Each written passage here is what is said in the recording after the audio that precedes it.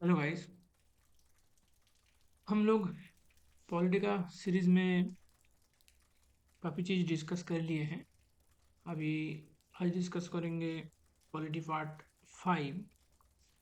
और last video में हम लोग वाइस प्रेसिडेंट और प्राइम मिनिस्टर के बारे में डिस्कस किए थे। वहाँ पर लिस्ट ऑफ प्राइम मिनिस्टर तक पहुँचे थे। आज हम लोग देख लेंगे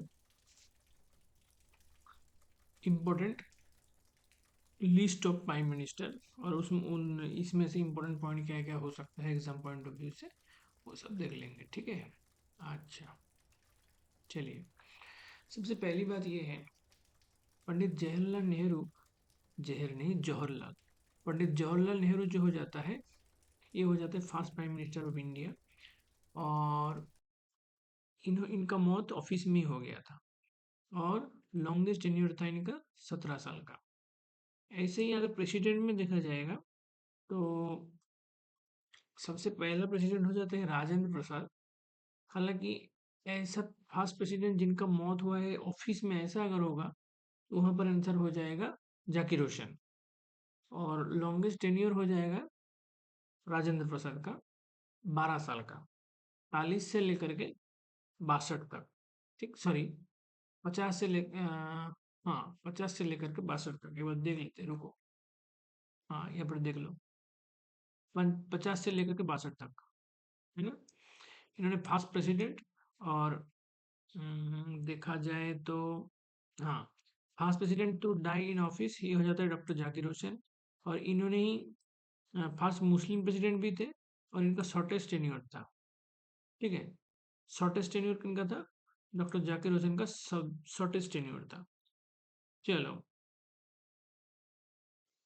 अब देखेंगे फर्स्ट एक्टिंग प्राइम मिनिस्टर के बारे में। फर्स्ट एक्टिंग प्राइम मिनिस्टर हो जाते हैं गुलजारी लाल नंद। ठीक है। First acting prime minister Gulzari Lal Nanda. ये गुलजारी लाल नंद जो है, ये दोबारा आते हैं। ठीक है। यहाँ पर देखो, गुलजारी लाल नंद, है ना, दोबारा आते हैं ये। ठीक है। ये दोबारा आते हैं गुलजारी लाल नंद। और इसीलिए ये हो जाता है first becoming acting prime minister twice. देखो, ठीक है भाई, first to become prime minister twice.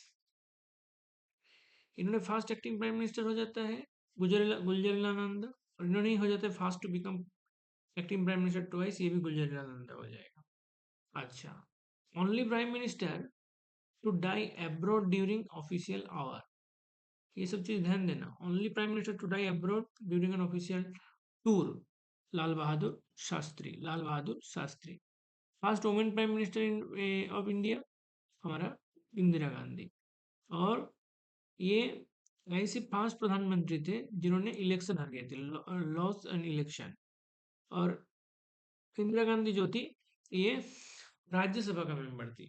ऐसा पहली बार हुआ था इंदिरा गांधी के टाइम, जो राज्यसभा मेंबर के नाते पीएम बने थे। मोरारजी देसाई, सबसे बुढ़ा प्राइम मिनिस्टर, सबसे बुढ़ा prime minister, oldest prime minister, 81 साल का। और इन्होंने ही पहला ऐसे प्राइम मिनिस्टर है जिन्होंने रिजाइन कर दिया ऑफिस से। और इन्होंने ऐसा पहली बार हो जाते हैं जिन्होंने सीएम टू पीएम बना। दिक्कत क्लियर हुई बात?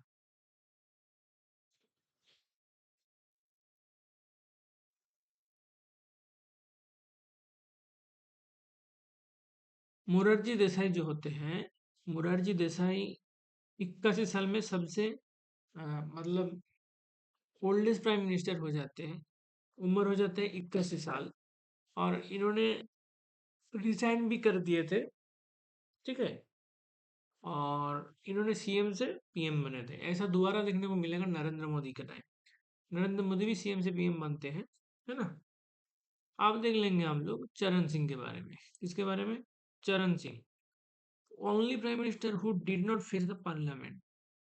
पूछेगा ऐसा पहला प्राइम मिनिस्टर कौन है जिन्होंने पार्लियामेंट फेस नहीं किए हैं? तो चरण सिंह।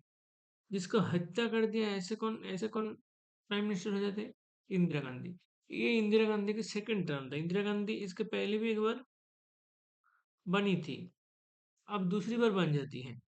बीच में मुरारजी देसाई आ जाते हैं, चरण सिंह आ जाते हैं, उनके बाद इंदिरा गांधी फिर आ जाते हैं 82 से 84, और इसी के दौरान इसको हत्या कर दिया जाता है। ठीक है, चलो। यंगेस्ट प्राइम मिनिस्टर 40 साल में, राजीव गांधी। बहुत बढ़िया। अब देखो, अब एक और कॉन्सेप्ट आ जाएगा।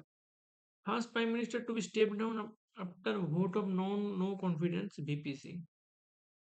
ये दोनों याद रखना भाई साहब। ठीक है, ये दोनों याद रखना, इसमें कंफ्यूजन होते रहते हैं ये दोनों में। ठीक है, एक हो जाता है only prime minister who did not face the parliament, एक हो जाता है first prime minister to step down after vote of no confidence. अगर पूछेगा first prime minister to step down after vote of no confidence, VP Singh. और only prime minister who did not face the parliament, Charan Singh. उनको parliament face करना नहीं पड़ा, चरण सिंह को, और वीपी सिंह को छोड़ देना पड़ा क्योंकि वोट ऑफ नॉन कॉन्फिडेंस की वजह से। अच्छा, अब देख लेंगे first prime minister from southern India, PM Narasimha Rao. PM, sorry, PV Narasimha Rao, है ना।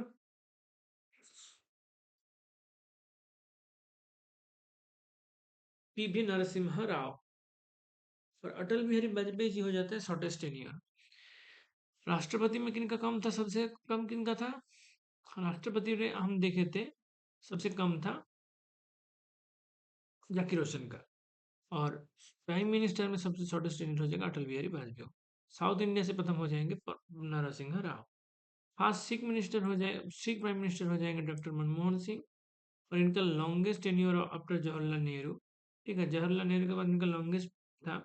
जवाहरलाल नेहरू का 17 साल का था, इनका 10 साल का था। हालांकि अभी नरेंद्र मोदी जो है 10+ हो गए हैं, तो आ, अभी सेकंड में नरेंद्र मोदी आ जाएंगे। ठीक है, क्योंकि यहाँ पर सेकंड बोल रहे हैं इसलिए क्योंकि इनका 10 साल का, देखो 4 से 14, 10 साल हो गया, है ना। मनमोहन सिंह का 4 से 14 मतलब कितना, 10 साल। तो लॉन्गेस्ट टेन्योर अपना जवाहरलाल नेहरू बोल रहा है, क्योंकि ये बुक जब प्रिंट हुआ है तब तक नरेंद्र मोदी बिलो 10 था, अभी नरेंद्र मोदी 10+ हो गए।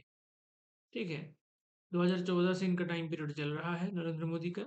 और first PM to born after independence, also serve as CM. ये पहले सीएम हुआ करते थे गुजरात का। ठीक है, ऐसा सीएम से पीएम और कौन बने थे? मुरारजी देसाई। और इन्होंने पहली ऐसी प्राइम मिनिस्टर है जिन्होंने भारत का इंडिपेंडेंस के बाद जन्म लिया है। ठीक है, अच्छा। अब हम लोग ये देख लिए, अब हम लोग आ जाएंगे यूनियन लेजिस्लेचर में। ठीक है, डिस्कस किया जाए। चलिए, बढ़िया। यूनियन लेजिस्लेचर अगर आप लोग देखोगे, तो यूनियन लेजिस्लेचर में देखने को मिल जाएगा प्रेसिडेंट। ठीक है, राज्यसभा यानी काउंसिल ऑफ स्टेट्स, लोकसभा यानी house of people, house of people, Lok Sabha, लोक मतलब पीपुल, सभा मतलब हाउस। और जो राज्यसभा है, इसको हम अपर हाउस भी बोल देते हैं। और लोकसभा को एल से एल याद रखना, लोअर हाउस बोल देते हैं। ठीक है, तो ऐसी बात हो जाता है यहाँ पर। प्रेसिडेंट देखने को मिलता है, राज्यसभा या तो अपर हाउस देखने को मिलता है, लोकसभा या तो लोअर हाउस देखने को मिलता है। अच्छा, अब देखो राज्यसभा के बारे में देखते हैं। Maximum possible strength of Rajya Sabha is 250। 250। Currently, Rajya Sabha has 245 members, including 12 members nominated by president। हम जब प्रेसिडेंट पढ़ रहे थे तब देख पा रहे थे कि प्रेसिडेंट के पास राइट होता है 12 मेंबर को नॉमिनेट करने का। कहाँ पर? राज्यसभा। और उनके पास ये भी अथॉरिटी होते हैं कि वो आ, दो मेंबर को, दो एंग्लो इंडियन मेंबर को उन्होंने मतलब नॉमिनेट कर सकते हैं लोकसभा में। लोकसभा में दो को ही नॉमिनेट कर सकते हैं, वो भी एंग्लो इंडियन होना होगा। लेकिन राज्यसभा में 12 लोग को नॉमिनेट कर सकते हैं। कौन? प्रधानमंत्री। ठीक है, और ऐसा 12 लोग को जोड़ के भी अभी कितना है? 245 है। कैपेसिटी कितना है? 250। Rajya Sabha is the permanent house, ठीक है, and it is not subject to dissolution, ठीक है। ये डिसोल्यूशन नहीं होगा इसका, ये परमानेंट हाउस हो जाता है। Members of Rajya Sabha enjoys tenure of 6 years, ठीक है। Members of Rajya Sabha enjoys tenure of 6 years। However, 1/3 of the members retire every second year, ठीक है, 1/3 रिटायर हो जाते हैं, ठीक है। हर 2 साल में 1/3 ऑफ द मेंबर जो है, 1/3 वो रिटायर कर जाते हैं, और इनका टेन्योर हो जाता है 6 साल का बस। For being the member of Rajya Sabha a person must not be less than 30 years of age. 30 साल से नीचे उम्र नहीं होना चाहिए भाई, इतना नौजवान नहीं चलेगा वहां पर, ठीक है। तो not be less then the 30 limit. चलो नेक्स्ट, चेयरमैन ऑफ राज्यसभा कौन हो जाएगा? वाइस प्रेसिडेंट चेयरमैन हो जाएंगे। और ऐसा हम लोग किन देश का संविधान से ये सीखे हैं कि भाई वाइस प्रेसिडेंट को राज्यसभा का चेयरमैन बना दिया जाए? ये कॉन्सेप्ट आता है हम लोग का यूएसए से, यूएसए से, ठीक है। दिखाऊंगा भी तुमको, देखो हम लोग ये डिस्कस किए भी थे। हम्म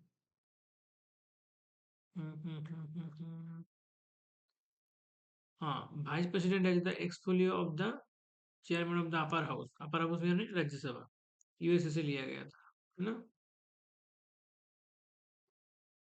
चलो,